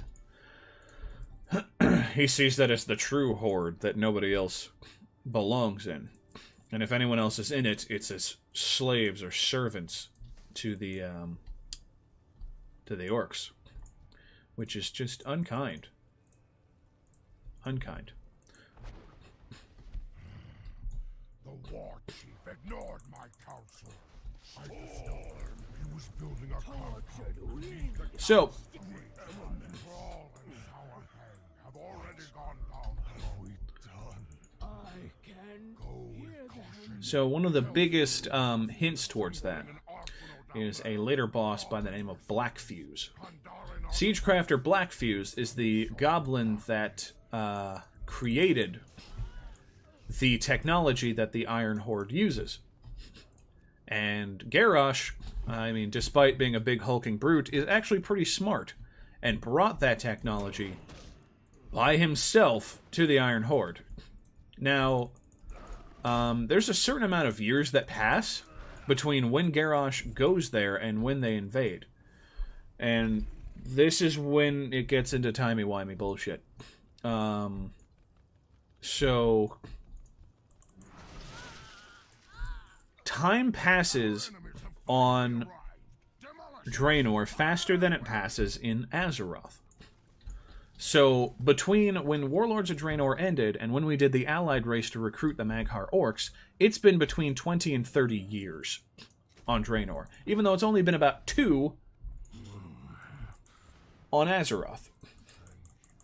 So, it's about 5 to 10 years between when Garrosh originally goes to Draenor and when they build the Dark Portal and invade. I believe that the exact number is listed somewhere. But it's the reason why all of the old orcs are still alive and they're not old. It's because, you know, the timeline's different. Timey-wimey bullshit. I don't really like talking about the timeline stuff from Draenor because, though, yeah, it kind of does fit in the lore with the whole Bronze Dragonflight stuff. It's just, it's not fun to try and figure out. That's the best way to put it. Like, there's no... It's not fun to try to explain it. And I realize they did it because, you know, just being able to go back there and do things is fun. Trying to fit it in as somebody who appreciates the lore and, you know, tries to catalog it and understand it is just a headache that didn't need to happen. I don't know. Together, it is an honor to finally face you in combat, Lataro God! Nazgrim here has been a general of the Horde for many years, and he's been in many expansions. Honorable Orc, Nazgrim, I regret what I must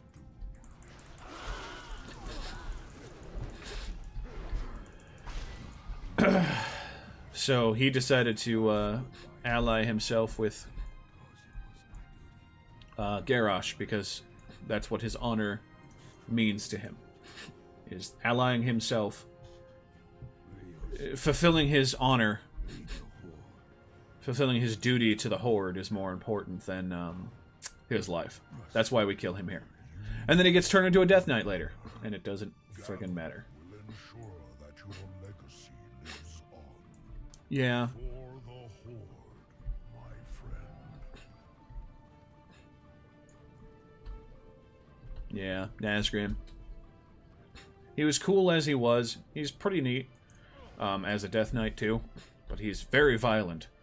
I think Blizzard is starting to move towards an angle that death and being raised into undeath changes you in an intrinsic way. Because it doesn't make sense for a lot of the Forsaken who get raised, especially at Darkshore, to immediately ally themselves with Sylvanas. And I'm not going to say they're doing a great job at doing this, and they should be doing these explanations earlier, but seems that that's what they're angling for in the next expansion, is death and the Shadowlands and the afterlife, which means we may be running into ghosts of previous lore figures, which I would find very interesting. You know, the reason why I think we're going to be running into ghosts of previous lore figures is because with Battle for Azeroth, Uther's Tomb was updated. There are no new quests associated with it. There's nothing like that. There's just, it was updated. And there's also now a locked door that leads downstairs to Uther's Tomb. And I don't know what's down there. So I'm thinking we may be dealing with a lot of dead lore figures. I wonder if Arthas will show up. Like, Arthas as he was, not Arthas the Lich King Arthas. Because Arthas the Lich King Arthas was an amalgam? I think that's the word. Amalgam of Arthas, Ner'zhul, and now Bolvar, because he's the Lich King. So that'd be interesting. Be interesting to run into the original Ner'zhul. Kel'Thuzad. I have a feeling that Kel'Thuzad will pop up again. Because we did not find his phylactery the second time around. He's still out there. Malkorok here is also a remnant of the Pandaria campaign. Because he was in the book War Crimes.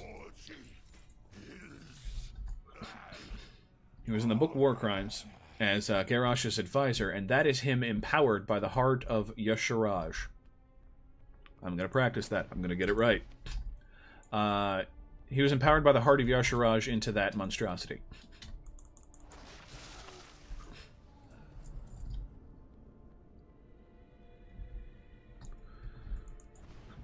What's interesting is that Garrosh isn't actually corrupted by the old gods in this expansion. He's actually just powered. He actually just, you know, like, uses its power and doesn't end up corrupted by it, which is very interesting. And it's kind of like a precursor to the Void Elves, who were capable of being infused by the power of the Void, and despite hearing the whispers, maintained control. Garrosh was not a different person because of the old god whispers. He listened to them, certainly, and believed them in the fact that they showed him, like, a vision of him conquering, but didn't go crazy. So, I find that pretty cool.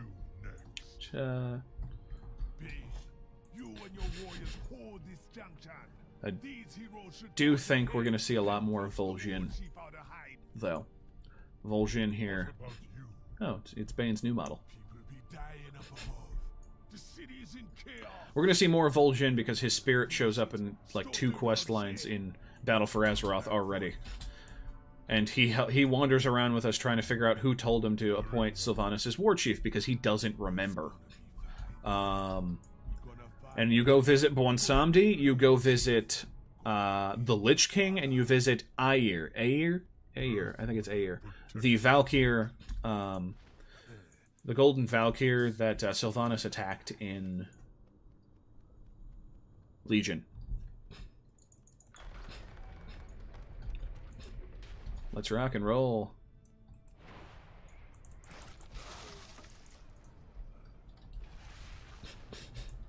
So the next... we have 2 more bosses.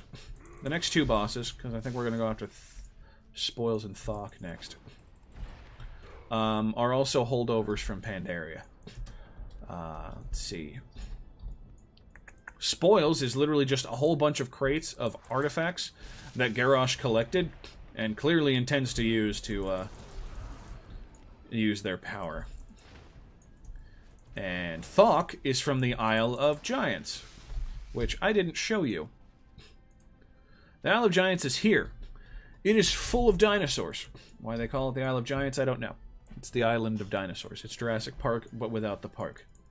There is a very powerful world boss there named Undasta, who was pretty famous back in the day because the strategy for him was just Zerg rushing him. Because he had this one ability that shot lasers out, and it would chain to as many people as were near you. And he would just do that over and over and over and over again. To the point where it's just, okay, we're going to pull him near the graveyard and constantly revive until we kill him. And I thought that was hilarious. Checking out the datas.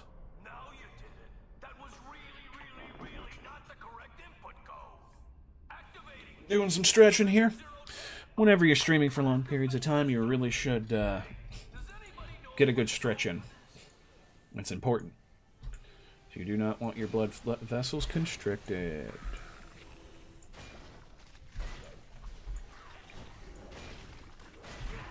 So yeah, he's got Klaxi and Amber stacked away here. I specifically say Klaxi because the Klaxi Council, who you did quests for earlier, is one of the bosses in this raid. Like, you did quests, you became exalted with them, and now you have to kill them.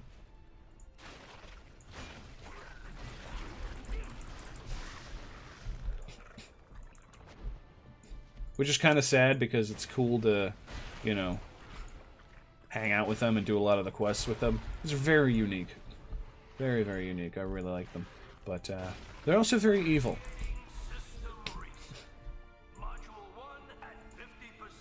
Alright, she did hers faster than me.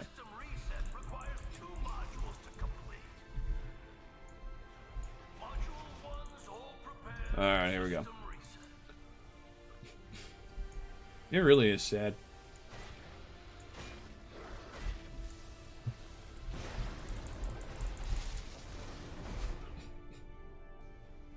But it is a really fitting end to their story, I'll be honest with you. And they acknowledge it, too. They refer to you as the Wakener, because you are the one who woke up the, who was destined to wake up all of their heroes in Amber. But at the end of the day, like, they are servants of the old god. They chose their path, and they chose it willingly. They are lawful evil. And because of that, you know, now we must fight. It's very similar to the fight with Nazgrim. Like, I have my oaths. And though we were together at one point, we can't be together anymore. Now we must fight. I won that round. Alright. Oh, I'm glad you had a great time. Oh, appreciate that. Take care, man. I hope I'll see you in the stream again. Alrighty. Let's finish this off. I actually am not a big fan of the back half of this raid.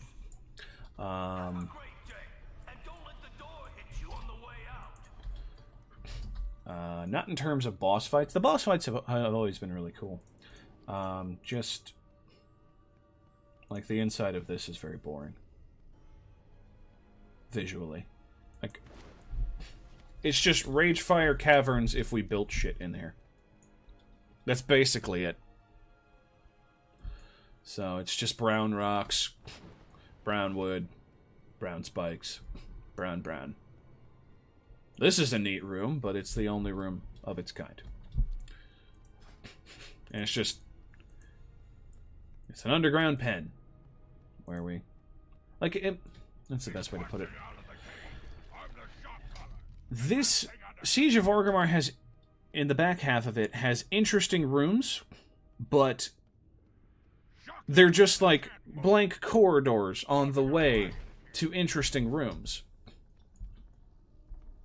Which is not really all that much fun to get through.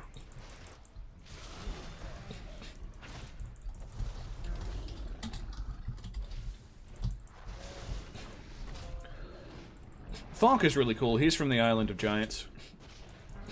Hunters can actually come in here and tame him, now that the expansion's over. Which is really fun. Oh, I got some stuff.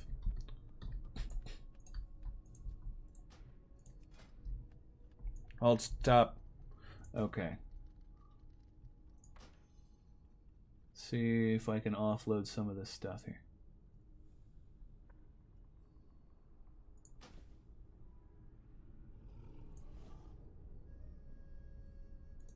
Well, okay then.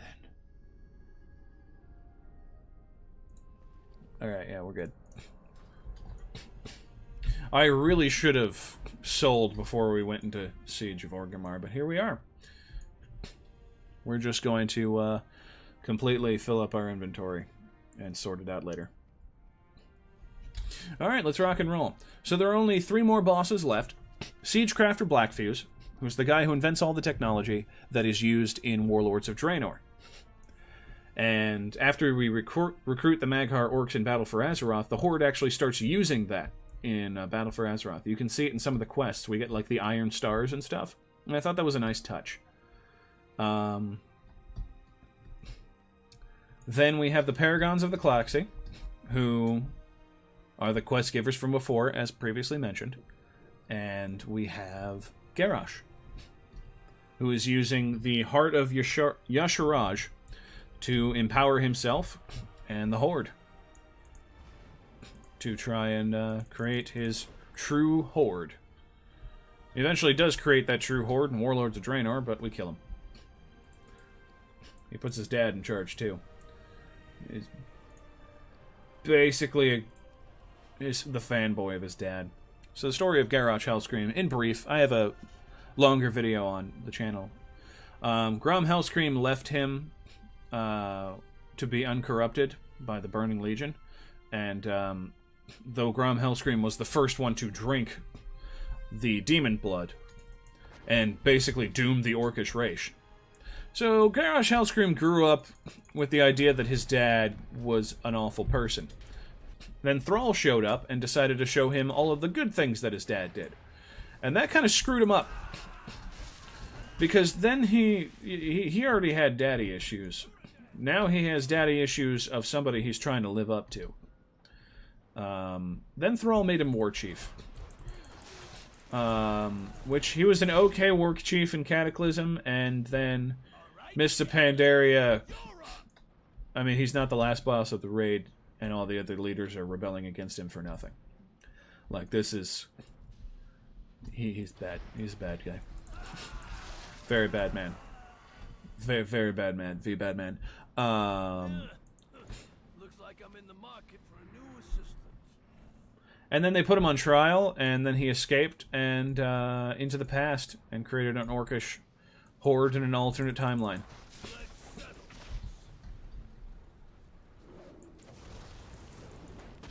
And then he dies to Thrall's hand. My legacy will live on. My legacy will live on. It does. Black Fuse's technology is still used to this day. Two more bosses left, and then I get to sell all these BOEs. That's how I make my money on the auction house, selling BOEs. Greens. I am on a role-playing server, Worm Rest Accord, and people really like their transmog here, which means I get along with them very well. So, yeah. We, BOEs for new appearances sell for a lot of money. These are dead Calaxi. I don't know why their blood is red. I've always been curious about that. I don't know why their blood is red. I mean, they're dead because High Overlord Sourfang is here. Because High Overlord Sourfang is fantastic. Have you found Thrall? I am badly hurt. He insisted on going ahead alone. Tell me, how goes the battle up above? What of Nazgûl? Speak to me. Sourfang is one of my favorite lore characters because his legend was made entirely by the players. He just was so popular as a character, as a random NPC who was hanging out in Orgrimmar, that they expanded his role. Gammon is the same. That's why he showed up earlier. We have endured the usurpers, their But, yeah. children, the loss of the old one, and soon you. Went from just a random and powerful NPC in front of Orgrimmar to having an entire, cinematic base just for him.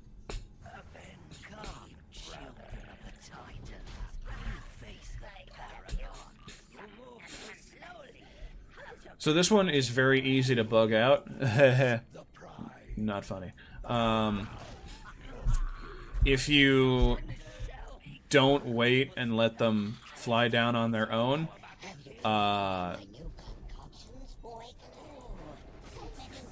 they will just stay up there and not come down, and it's upsetting.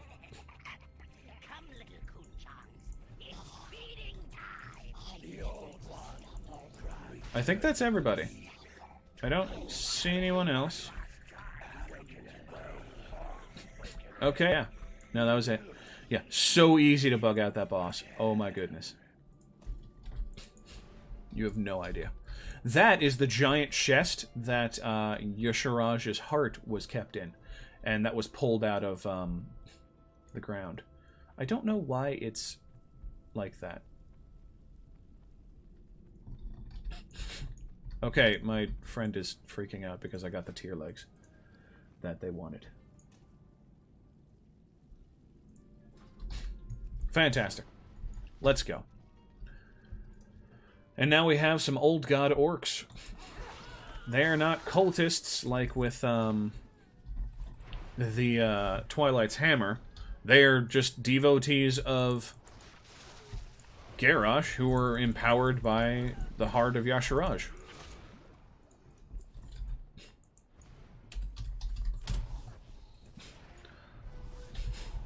And, you know, he left some blood in the corridor here because he doesn't know how to clean up after himself. And that's why these enemies are here.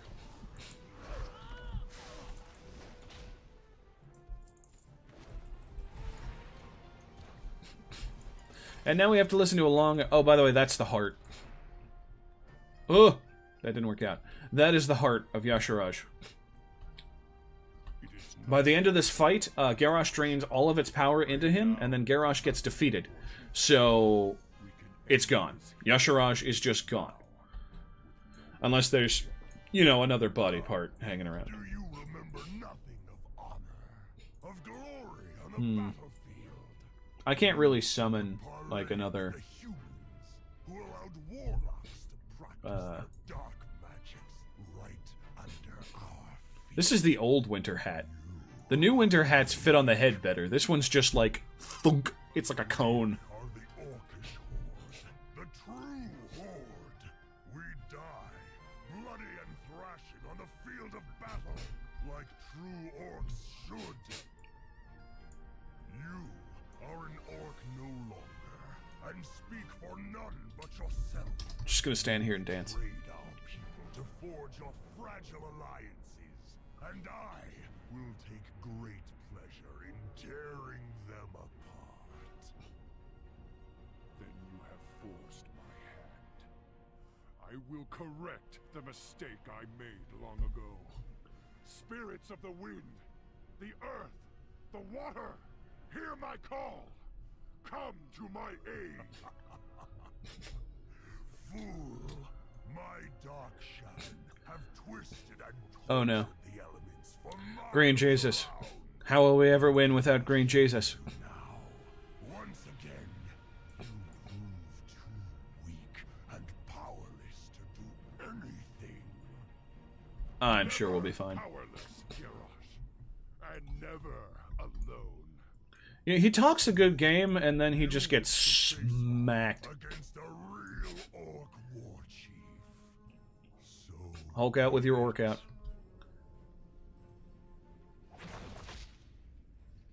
Yep, he's just gonna spend the rest of the fight there. And now he has a new version of Gorehal. That's that. So as you can see, he draws heart. Ugh, words. He draws power from the heart in order to empower himself and have a Sailor Moon-esque transformation. So when he says you can see the future, the old gods allow you to see every possible future at the same time. That's why people go friggin' crazy with void magic.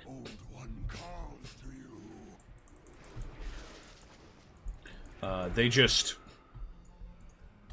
go nuts. Whereas the light allows you it. By the way, the void is the opposite to the light.